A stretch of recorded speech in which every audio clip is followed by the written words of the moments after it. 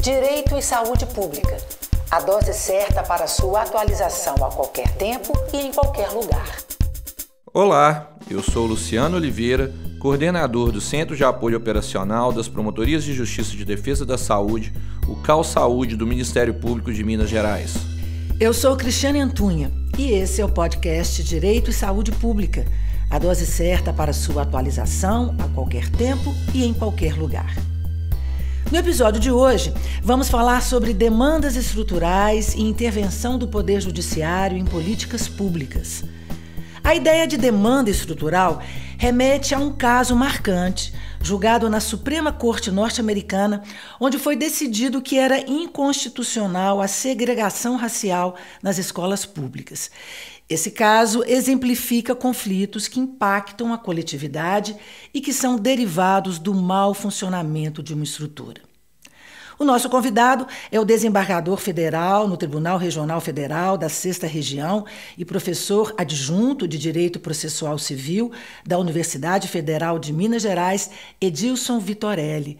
Seja muito bem-vindo. Seja bem-vindo, Edilson. Muito obrigado, Cristiane. Muito obrigado, Luciano, pelo convite. Desembargador, vamos então começar a nossa conversa com uma pergunta básica. O que significa demanda estrutural?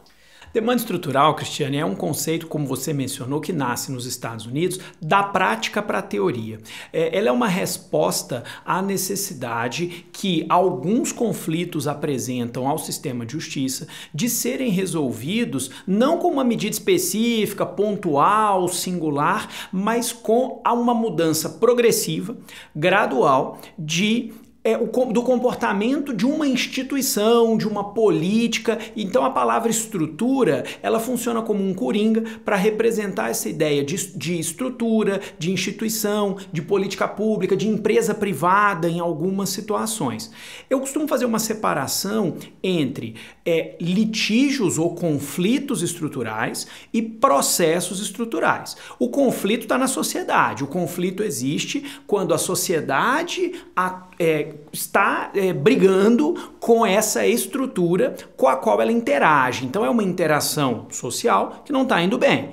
O processo é a tentativa do sistema de justiça de interferir nessa má relação, para fazer essa má relação ser corrigida, para fazer com que essa má relação passe a se comportar da maneira como a sociedade esperaria. Então, assim, o resultado não é imediato, é um processo. Esse é o principal desafio do processo estrutural. Ele não é um tema para quem gosta de imediatismo, para quem gosta de fórmula do tipo emagreça em 7 dias. Essas pessoas não vão se dar bem com o processo estrutural, porque ele está tratando de um conflito, de um litígio que é pervasivo de um grande grupo social e de uma instituição da qual esse grupo social precisa. O grupo social não pode simplesmente descartar a instituição e falar, me manda outra. Então, para pegar o nosso tema aqui, Luciano, vamos pensar no sistema de saúde.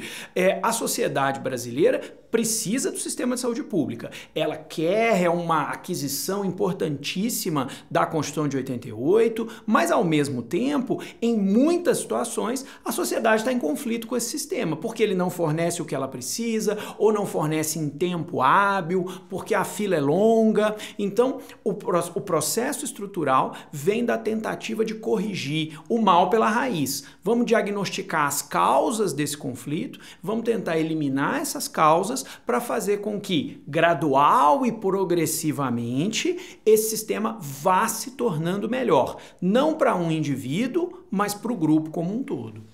Muito bom, desembargador. E eu acompanho esse tema mais, obviamente, na área da saúde, que é a minha praia, vamos dizer assim, né? E algumas cortes estrangeiras, né, a Corte da Colômbia, a Corte da África do Sul, eles têm precedentes bastante interessantes relacionados a demandas estruturais.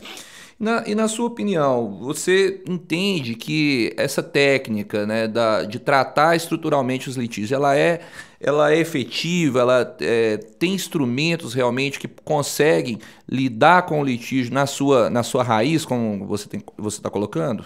É muito interessante a sua pergunta, Luciano, porque muitos de nós no sistema de justiça fizemos processos estruturais muito antes de que nós, acadêmicos, escrevêssemos sobre processos estruturais. O processo estrutural, em muitas ocasiões, ele é feito intuitivamente. As pessoas percebem que um problema tem causas anteriores aos seus efeitos imediatos e intuitivamente começam a voltar para trabalhar com essas causas. Então, muitos juízes, muitos membros do Ministério Público brasileiro fizeram processos estruturais sem nunca ter lido um livro sobre processo estrutural. Nos Estados Unidos, que foi o caso que a Cris mencionou quando a gente começou, aconteceu a mesma coisa. Muitos juízes começaram, lá a atuação do Ministério Público é diferente, então lá foram os juízes mesmo, muitos juízes começaram a fazer processos estruturais antes que a academia desse sequer esse nome de processo estrutural, que é um nome que nasce com o professor Owen Fies, da Universidade de Yale. Mas o processo estrutural, enquanto conceito, vem da prática. O professor Marco Félix Jobim, lá do Rio Grande do Sul, publicou um livro no Brasil em que ele cita casos, salvo engano, de 22 países diferentes com essa visão estrutural sobre determinados conflitos. Esses casos são os mais variados possíveis, como você mencionou. Na Colômbia, você tem casos tratando de prisões, de deslocamentos forçados em razão da guerrilha, também há casos de saúde. A Colômbia tem um problema de saúde pública muito parecido com o do Brasil. Na África do Sul, questões de habitação, de tratamento de AIDS, fornecimento de medicamentos para o tratamento de AIDS. Então, há todo hoje uma pesquisa acadêmica muito intensa sobre efetividade, sobre se isso é um bom caminho ou não é. Que foi a sua pergunta. Isso é bom? Essa é uma boa ideia ou é uma má ideia? Né? Porque não adianta a gente ter uma ideia nova se for uma má ideia. É uma boa ideia? Depende do indicador. É claro que para o paciente que está hoje querendo um medicamento agora para tratar a sua doença hoje, o processo estrutural parece uma má ideia, porque não vai resolver o problema dessa pessoa, não é a isso que ele se propõe. O que a gente vem defendendo é que, na verdade, essa tentativa de fornecer o tratamento a uma pessoa que está aqui na nossa frente hoje apresentando essa demanda, na verdade ela é ilusória, porque atrás dessa pessoa há centenas e milhares de pessoas invisíveis que nunca chegaram ao sistema de saúde, ao sistema de justiça, que vão se conformar com a regra normal do jogo, que é aguardar as filas administrativas, que é obter os tratamentos que o sistema oferece a todos em igualdade de condições. O processo estrutural é uma resposta alternativa, é uma resposta de dizer, vamos buscar as causas amplas dessa situação e vamos tentar resolver o problema em igualdade de condições para todo mundo. Então, saber se ele é efetivo ou não é efetivo depende do indicador de efetividade que a gente resolve adotar. Ele enfrenta muita resistência? Eu diria que hoje ele enfrenta muito desconhecimento. Boa parte das críticas que a gente ouve ao processo estrutural, na verdade, são de pessoas que não entenderam bem o que ele é. Muita gente acha, por exemplo, que ele é um veículo para fomentar a intervenção judicial em políticas públicas, quando, na verdade, é o contrário disso. Ele é um veículo para que o sistema de justiça intervenha sobre as políticas públicas de uma maneira mais suave, de uma maneira mais planejada, mais coletiva e mais gradual. Mais até deferente ao gestor, né? Sem dúvida nenhuma, mais deferente ao gestor, que é quem de fato entende da política pública. Quando uma ordem judicial determina que a pessoa A merece fazer uma cirurgia hoje, essa intervenção é muito mais brusca, abrupta, não deferente ao gestor do que quando um processo, uma ação civil pública, por exemplo, diz, olha, nós temos aqui uma fila de 2.000 cirurgias e precisamos saber como nós vamos resolver a situação dessas 2.000 pessoas. Pois é, porque a gente aqui no Brasil, né, a população ela ela queixa muito do Poder Judiciário, principalmente por causa dessa demora processual, da falta da efetividade de decisões. Como então que o Poder Judiciário enfrenta as demandas estruturais no Brasil? algumas pessoas têm dito, Cris, que o judiciário também precisa de uma demanda estrutural, né? Ele precisa se reestruturar. Agora, a gente precisa entender que esse é um fenômeno muito recente. Existe uma teoria na epistemologia que é chamada de modelo lata de lixo, que diz que a gente só enxerga um problema quando a gente enxerga a solução. Então, é como se problemas e soluções estivessem misturados numa lata de lixo. Nós só descobrimos que políticas públicas podem ser judicializadas muito recentemente, a partir do momento em que o judiciário passou a aceitar essas demandas e passou a conceder ordens judiciais para tratar dessas demandas. Esse é um fenômeno que tem 20 anos no Brasil. Isso é um fenômeno que vem do final dos anos 90. E hoje o judiciário, há uma unanimidade nos tribunais brasileiros, praticamente, de que isso é possível. Então, ainda que haja algumas poucas vozes acadêmicas que continuem se queixando disso, esse é um barco que zarpou. O judiciário vai interferir em políticas públicas. A nossa discussão agora é como. Pois é, quais ferramentas aí, quais né? as ferramentas? Nós vamos fazer isso de um jeito pontual e específico, atendendo à necessidade imediata de quem chegou até nós, ou nós vamos tentar fazer isso de uma forma coletiva que atenda às necessidades da sociedade como um todo. E aí não adianta a gente se enganar. O Brasil é um país grande demais, com gente demais e com dinheiro de menos. Nunca e desigual, né? Muito desigual, geograficamente, socialmente, economicamente. Nunca haverá dinheiro para que a gente atenda todas as demandas sociais, em todo o tempo, em toda a imediatidade que muitas delas têm.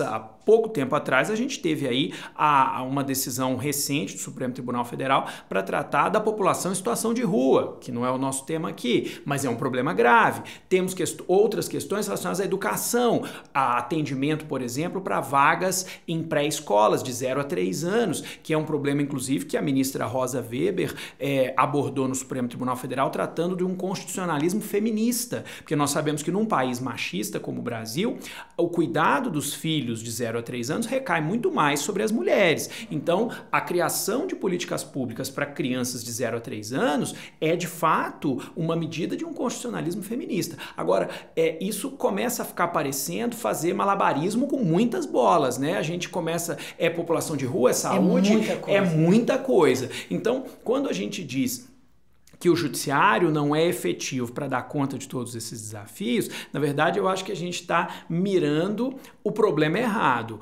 O Brasil tem um grande desafio em termos de política social, que não é um desafio da jurisdição, é um desafio do executivo, do legislativo. Nós temos um legislativo que tende a ser muito generoso nas normas e pouco cuidadoso no financiamento.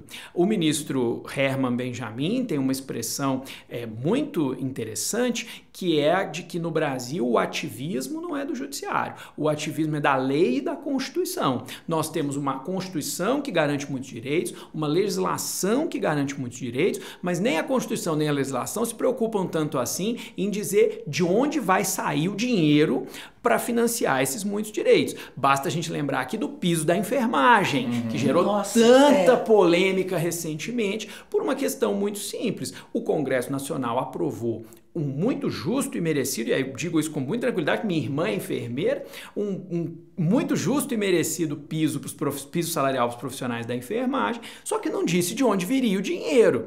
E aí o Supremo Tribunal Federal suspendeu, isso gerou muitas críticas, até pessoais, ao ministro Barroso, na minha opinião, muito injustas. Por quê? Suspendeu por uma razão muito simples. Olha, de onde vai sair o dinheiro?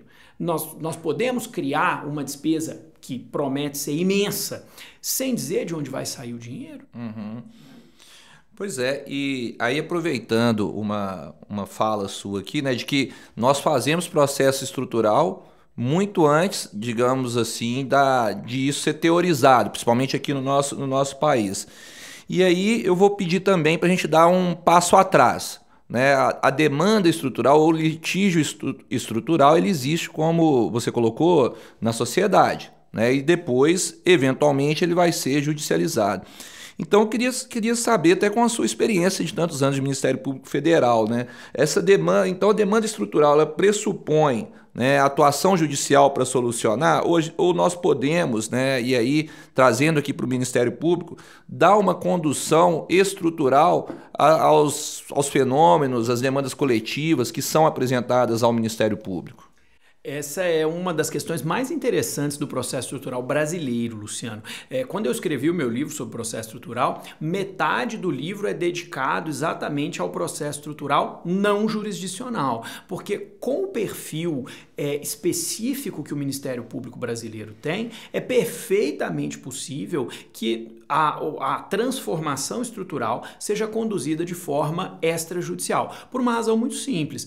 Um dos ingredientes mais importantes para um processo estrutural é o consenso, é a construção de valor compartilhado entre a sociedade, aquele que atua em seu nome, que geralmente é o Ministério Público, e o réu, ou o investigado, ou enfim, a pessoa responsável pela gestão da política. Por uma razão muito simples, não é que nós necessariamente não queiramos fazer nada à força, né? É sempre possível usar o poder do Estado para fazer qualquer coisa à força. A questão é muito simples. Se nós não conseguirmos criar um valor compartilhado entre a sociedade e o gestor, o dia que o processo estrutural acabar, a transformação se desfaz. Então, é muito importante o ingrediente do consenso. E se é consenso, a gente não precisa, obviamente, da jurisdição. A jurisdição é um mecanismo para fomentar a construção desse consenso. Há um professor norte-americano, Colin Diver, que vai dizer que o juiz, nesse caso, é como se fosse um negociante de poder, ele é um political power broker. Ele vai servir para chamar as pessoas para a mesa e para tentar construir esse espaço de consenso. Agora, Colin Diver está escrevendo no contexto norte-americano, em que esse não é o perfil do Ministério Público. No Brasil, em que o Ministério Público tem esse perfil de construção de consenso, nós falamos há 30 anos em MP resolutivo, o MP de Minas tem aqui o Compor e iniciativas tão brilhantes e especiais para a formação de consenso. É claro que o consenso que vai gerar a transformação estrutural pode ser construído extrajudicialmente, no inquérito civil, no procedimento administrativo, com o TAC, eventualmente até com a recomendação, a depender de quanta boa vontade exista para fazer essa transformação estrutural. O judiciário entra, quando necessário, com a caneta mais pesada, para dizer, olha, se vocês não conseguirem fomentar um consenso aí, extrajudicialmente, nós podemos caminhar aqui judicialmente. Então ele é apenas a espada de Damocles, como que o Colin Diver vai trazer para dizer, olha, sentem à mesa, negociem e construam a solução. O que foi fixado, desembargador, pelo STF no tema 698? O tema 698, que é um dos desdobramentos mais recentes dessa nossa discussão, foi uma situação muito curiosa, em que havia uma ação para determinar que fosse realizado concurso público para suprir pessoal de um hospital específico.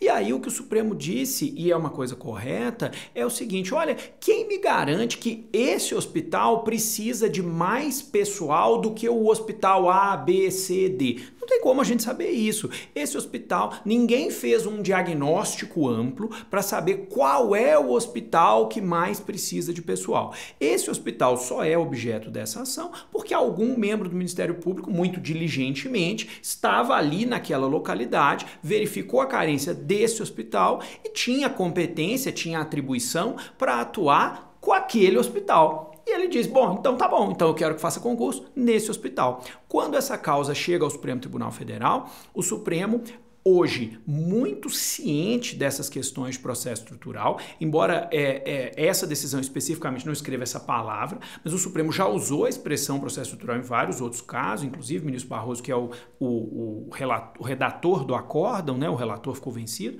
no tema 698, o Supremo vem e diz, olha, primordialmente, a intervenção judicial em políticas públicas deve ser estrutural, ou seja, ela deve fomentar a elaboração de um plano para que se faça uma transformação gradual, progressiva e geral sobre aquela política e não apontar medidas específicas e pontuais como a realização de um concurso público. Porque, no fundo, o que o cidadão quer não é que faça concurso. O que o cidadão quer é um bom atendimento. Sim. Pode ser que tenha que fazer concurso, pode ser que tenha que contratar pessoal de outro jeito, pode ser que o problema não seja só de pessoal, que o problema seja de gestão, que o problema seja de insumo. Então, quando a intervenção judicial, foi isso que o Supremo decidiu, quando a intervenção judicial mira uma providência específica, isso é um risco muito grande. Claro que há situações que a gente pode ter ações justificadas para uma providência específica, e o Supremo não descartou essa possibilidade no tema 698. Ele diz que,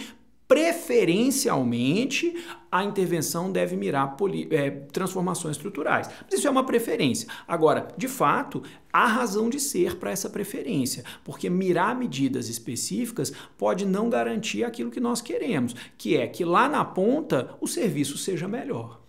Então, eu particularmente fiquei muito animado com esse tema 698, porque ele abre um espaço para um diálogo institucional muito interessante, né, na linha do que o professor Mark Tushnet coloca, né, no livro Weak Court, Strong Rights, né, a Weak Form Judicial Review, né, as formas fracas.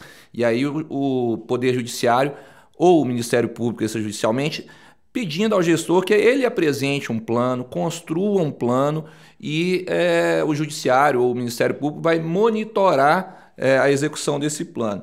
E eu queria saber, então, com a sua experiência, as possibilidades que você identifica da atuação em demandas de saúde, né? E se isso pode contribuir realmente para nós solucionar os problemas de acesso e de qualidade. Eu acho que sim, eu acho que esse é o grande desafio nosso, né, para nós que teorizamos sobre o processo estrutural para os próximos 5 anos aí. Vamos ver que resultado a gente vai conseguir com isso. Eu acho que o potencial é muito grande, porque até aqui quase todo mundo, ou pelo menos uma grande parte das pessoas que trabalhavam com saúde, vinham com essa sensação, vinham pra gente para os eventos, com essa sensação de enxugar gelo. Eu estou ajuizando um monte de ações individuais, eventualmente ações civis públicas, mas eu não estou de fato resolvendo o problema da população, porque as carências só se avolumam. E todos nós muito criticados também pelos gestores. Sem dúvida. E aí, inimigos dos gestores. Então, eu acho que agora o Supremo nos dá um estímulo para que nós passemos a tentar construir soluções que sejam gerais. Mas eu acho, Luciano, que a gente só vai ter, de fato, um bom resultado nas demandas estruturais quando a gente se conscientizar de que a gente tem que calibrar bem o propósito. Também não dá para a gente ter uma demanda estrutural gigantesca que resolva que vai mudar a saúde pública no Brasil inteiro, porque isso não vai dar certo. Isso é uma ilusão, É uma ilusão. A gente não pode achar que o processo judicial é capaz de mudar o mundo, nem a atuação extrajudicial do Ministério Público. Então eu acho que se a gente tiver objetivos bem focados, trabalhar com planejamento, com maior participação dos grupos sociais impactados pelas medidas, seja o grupo dos gestores, o grupo dos pacientes, as entidades representativas dos prestadores de serviço, a gente tem potencial para fazer transformações mais duradouras e mais gerais. Talvez elas até pareçam menos impactantes, porque a gente está acostumado a essa atuação cirúrgica que eu salvei a vida da pessoa. Mas isso, de novo, pelo menos a minha premissa, é uma ilusão. Nosso bate-papo chega ao fim. No episódio de hoje falamos sobre demandas estruturais e intervenção do Poder Judiciário em políticas públicas. Aqui no estúdio comigo, Cristiane Antunha, e com o promotor Luciano Moreira, tivemos a participação do desembargador federal Edilson Vitorelli. Desembargador, muito obrigada. Muito obrigado. Eu que agradeço o convite de vocês. O roteiro desse episódio é de Luciano Moreira, coordenador do Centro de Apoio Operacional das Promotorias de Justiça de Defesa da Saúde do MPMG. Quem assina a direção é Eduardo Cury. O podcast Direito e Saúde Pública é uma produção do Ministério Público de Minas Gerais. E eu já convido você para o próximo episódio, dia 28 de agosto, no Spotify. Também disponível na Rádio MP. Até lá! Direito e Saúde Pública. A dose certa para sua atualização a qualquer tempo e em qualquer lugar.